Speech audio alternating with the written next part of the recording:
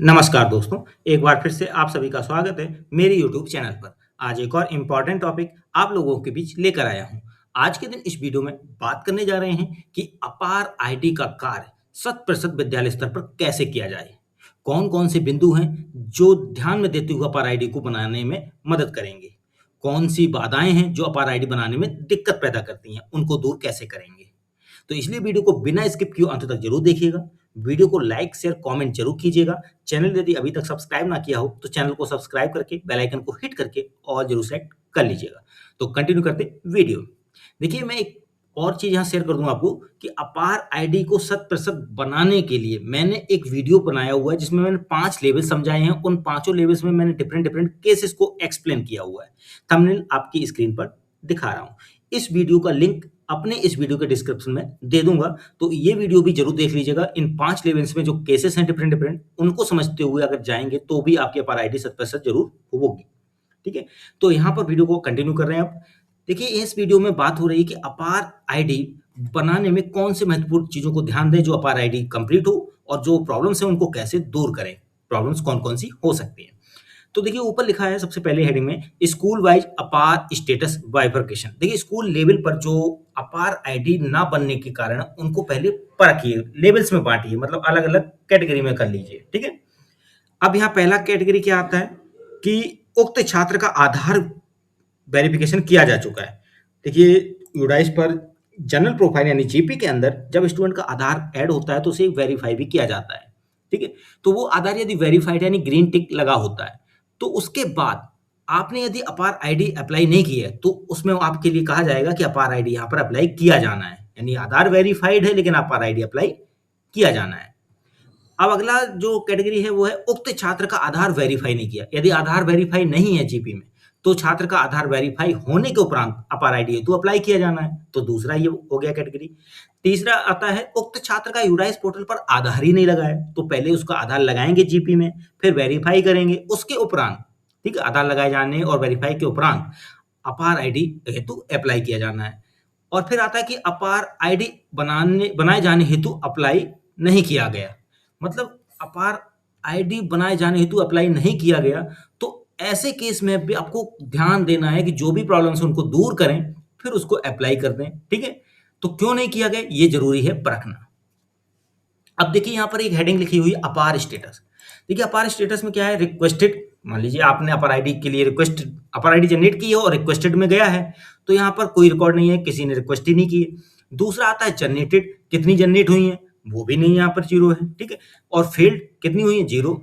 Not applied 35 दिख रहा है। ऐसे और भी स्कूल्स की लेवल्स में रिपोर्ट दिख रही है नॉट अप्लाइड में। ठीक है, किसी ने जनरेटेड की हैं, किसी ने फेल्ड दिखाई हैं, किसी की रिक्वेस्टेड हैं, तो वो सब आंकड़े आपको यहाँ दिखेंगे। लेकिन बात यहाँ करेंगे नॉट अप्लाइड में, जैसे 35 80 दिख रही हैं, इनको 3 हिस्सों में बांटा गया अलग अलग। जैसे 35 यहाँ पर हैं तो इसको 3 कैटेगरी में अलग अलग दिया गया है। पहले की आधार वेरीफाइड, यानी जो 35 अपार आईडी अप्लाई नहीं की गई हैं, उनमें से 21 के तो आधार वेरीफाई हैं। तो आधार जब वेरीफाई है तो पहला वाला पॉइंट जो ऊपर लिखा था अपार आईडी हेतु अप्लाई किया जाना है। ठीक है, दूसरा पॉइंट आता है आधार नॉट वेरीफाइड, तो केवल एक का आधार वेरीफाई नहीं है। ऐसे में क्या है, आधार वेरीफाई होने के उपरांत ही अपार आईडी हेतु अप्लाई किया जाना है। अगला है कि आधार नॉट प्रोवाइडेड, यानी 13 स्टूडेंट ऐसे हैं जिनके आधार प्रोवाइड नहीं किए गए हैं। अब ये तीनों आंकड़े मिलाएंगे तो ये 35 हो जाएंगे। ठीक है, तो यहाँ 13 जो स्टूडेंट हैं उनके आधार अप्लाई नहीं अवेलेबल कराए गए हैं, तो ऐसे केस में इनके आधार यदि अभी तक बने नहीं है तो बनवाने हैं। जिनके बन चुके हैं उनके आधार लगाए जाने हैं पोर्टल पर जीपी में, उसके बाद वेरीफाई करके अपार आईडी हेतु अप्लाई किया जाना है। ठीक है, तो ऐसे ही इनको कैटेगरी में बांटा गया है, इन पर आपको कार्य करना है। ठीक है, आप अपने विद्यालय में जो भी अपार आईडीज हैं उनको इसी तरह से बांट लें और लक्ष्य बनाते हुए उनको अपार आईडी 100% की ओर ले जाएं। ठीक है, जो भी समस्याएं हैं उन्हें दूर करिए। यदि कोई फिर भी प्रॉब्लम्स आ रही हैं तो आप अपने ब्लॉक के या डिस्ट्रिक्ट के एमआई से कम्युनिकेट करिए और सॉल्यूशन निकालिए जिससे कि 100% आईडी बन सके। चलते एक और पॉइंट्स की तरफ जहां पर प्रॉब्लम्स कब कब आती हैं अपार आईडी ना बनने के केस में। अब यहाँ पर अपार आईडी फेल्ड रीजंस कौन कौन से हैं उन पर डिस्कशन करते हैं। पहला है कि consent date can't be older than 30 days. तो जो भी अपार आईडी बनाने की प्रोसेस में आप कंसेंट फॉर्म भरते समय एक डेट सिलेक्ट करते हैं, कंसेंट डेट, वो 30 दिन से पुरानी नहीं होनी चाहिए। क्लियर। अगला पॉइंट है कि कंसेंट का नेम केवल क्या रख सकता है, लेटर्स, स्पेसेस और एपोस्ट्रोफीज। अगला तीसरा पॉइंट है कि कंसेंट का जो प्लेस है वो भी केवल लेटर, स्पेसेस और एपोस्ट्रोफी रख सकता है। ठीक है, इसके अलावा जो फोर्थ पॉइंट है वो देखते हैं। Consent authentication ID must be alpha numeric. तो जो कंसेंट की ऑथेंटिकेशन आईडी आप फिल कर रहे हैं उसमें अल्फाबेट्स या न्यूमेरिक यानी अल्फा न्यूमेरिक होगी, ये ध्यान देना है। ये चीजें ना होने पर फेल्ड होगी। ठीक है, Aadhaar name can contains only letters. तो जो आधार नेम है वो केवल क्या रखना है, उसको लेटर्स। ठीक है, इसके अलावा अगर कुछ होता है तो R I D process fail होगी। ठीक है, फिर आगे चलते हैं। Student name can contain only letter, spaces and apostrophes. तो स्टूडेंट का नाम भी जो है वो लेटर, स्पेसेस और एपोस्ट्रोफीज रख पाएगा। अगला है कि इनवैलिड मोबाइल नंबर, गलत मोबाइल नंबर आप इनपुट कर रहे हैं तो भी आपका एक्सेप्ट नहीं होगा। फिर आता है अगला point, APAAR ID already exist with a different PEN ID. ठीक है, तो यानी अपार आईडी ऑलरेडी एग्जिस्ट कर रही है with a different PEN ID, तब भी इस केस में आपका भी फेल होने का रीजन क्रिएट होगा। चलते हैं और भी रीजंस देखते हैं। यहां पर इंपॉर्टेंट पॉइंट अब मोबाइल नंबर का एक बार फिर है कि एक मोबाइल नंबर पर एक लिमिट से ज्यादा अपार आईडी नहीं बनाई जा सकती। ऐसे केस में एरर आने पे नंबर चेंज करना होगा, यूनिक नंबर ही लेना होगा जो रिपीटेड ना हुआ हो, ज़्यादा यूज ना हुआ हो।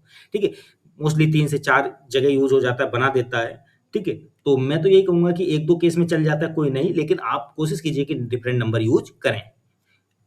और दूसरा अगला पॉइंट इसमें है कि enter data does not match Aadhaar details. जो स्टूडेंट का डिटेल्स है वो आधार की डिटेल से यदि मैच नहीं हो रहा है तो अपार आईडी फेल होगी। ठीक है, इसका भी मिलान करना होगा। और कैसे मिलान होगा यही मैंने डिस्कशन अपने उस वीडियो में किया हुआ है जो मैंने शुरुआत में आपको इस वीडियो में बताया था। थंबनेल फिर से आपकी स्क्रीन पर दिखा रहा हूँ, ये वीडियो जरूर देखिएगा, लिंक इस वीडियो के डिस्क्रिप्शन में मिलेगा। तो बेहतरीन वीडियो है, वो वीडियो देखेंगे तो आपको 5 लेवल्स में जो डिफरेंट केसेस हैं उन्हें समझने के बाद आप अपनी अपार आईडी बनाने के लिए आगे बढ़ पाएंगे। नेक्स्ट आता है टेक्निकल एरर। देखिए यहाँ टेक्निकल एरर सर्वर की तरफ से हो सकती है, इसके लिए आपको थोड़ा सा वेट करना पड़ सकता है, या फिर आप अपने ब्लॉक या डिस्ट्रिक्ट एमआई से कम्युनिकेट कर लें और समझ लें कि क्या प्रॉब्लम है, कब तक दूर होगी। ठीक है, तो ये था एक अपार आईडी से जुड़ा हुआ प्रोसेस जिसमें कौन कौन से पॉइंट्स हैं जो दिक्कत देते हैं अपार आईडी को फेल होने के लिए, और इन्हें यदि आप दूर करेंगे तो अपार आईडी आपकी 100% बन सकती है। तो इसलिए इस वीडियो को अच्छे से देखने के बाद यदि आपको अच्छा लगा हो तो लाइक शेयर कमेंट जरूर कीजिएगा। चैनल यदि अभी तक सब्सक्राइब ना किया हो तो चैनल को सब्सक्राइब करके बेल आइकन को हिट करके और जरूर सेलेक्ट कर लीजिएगा। मिलते हैं अगली बार एक और इंपॉर्टेंट वीडियो के साथ। आज के लिए बस इतना ही, धन्यवाद।